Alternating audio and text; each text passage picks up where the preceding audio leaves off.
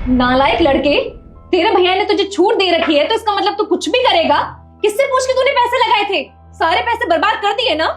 भाभी, आपकी हिम्मत कैसे हुई मेरे पति पे हाथ उठाने की? हाँ देख, तू बीच में मत बोल। छोटी है, छोटी बन कर रहे। ये हम दोनों का निजी मामला है। हाँ तो क्या हो गया?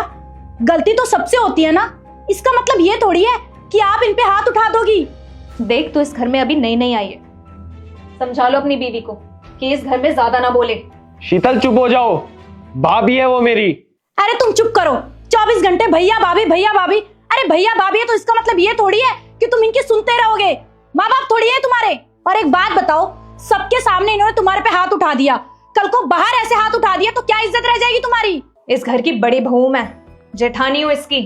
मुझसे बदतमीजी से बात करने की कोई जरूरत नहीं है। इस घर में हमारा राज चलता है। बदतमीजी करने वाले ना आपने काम किया है भाभी। आज तो आपने मेरे पति पे हाथ उठा दिया, आगे से उठाया ना तो सोच लेना क्या होगा। तुम चुप रहो।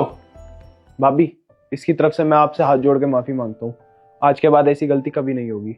आज के बाद अगर तूने कहीं भी पैसे लगाए अपने भैया से बिना पूछे तो मुझसे बुरा कोई नहीं होगा। आगे से ऐसा कभी नहीं करूंगा भाभी, माफ करना।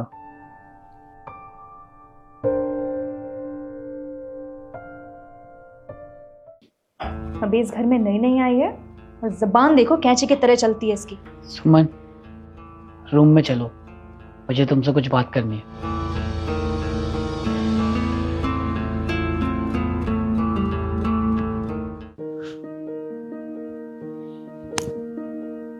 हाँ बोलो, क्या बात करनी है? एक बात बताओ, जो भी तुमने अक्षय के साथ किया, क्या वो सही था?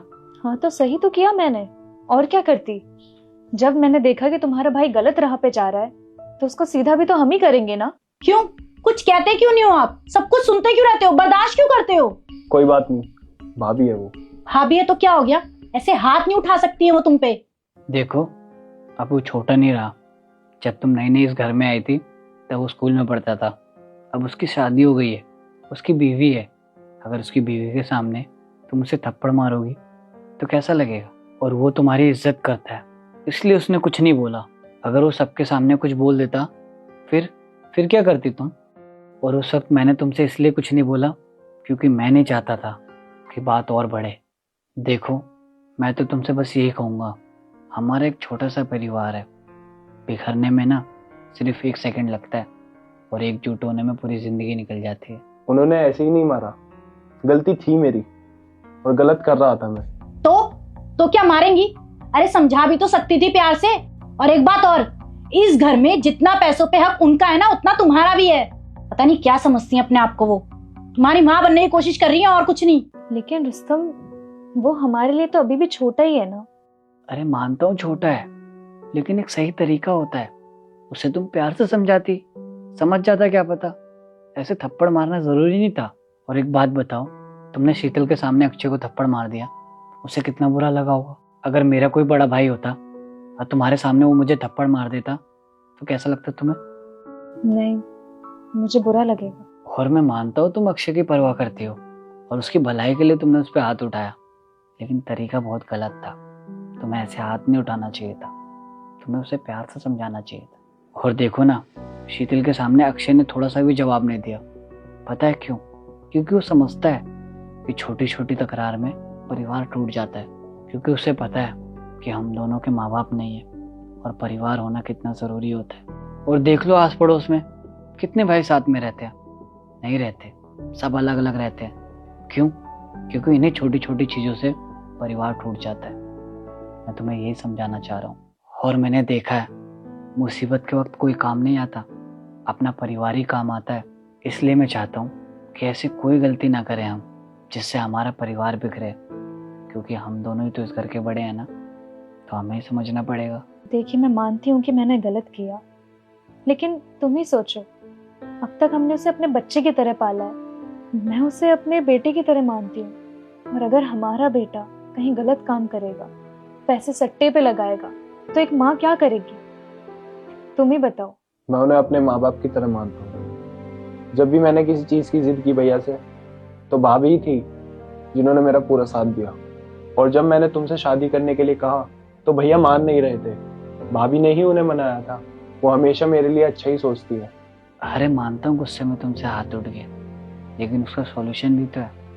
प्यार से जाके उसे सॉरी बोल दो, उसे अच्छा लगेगा और शीतल को भी अच्छा लगेगा। लेकिन देखो शीतल, तुम इस घर में नहीं आई हो तो मेरी एक बात कान खोलकर सुन लो।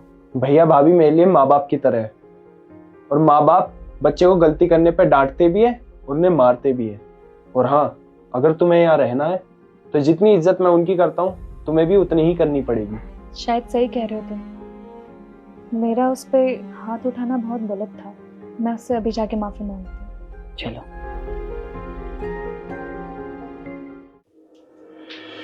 अक्षय, जी भाभी।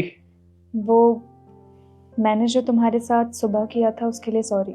मुझे तुम्हारे साथ ऐसा नहीं करना चाहिए था, ना ही मुझे तुम पर हाथ उठाना चाहिए था।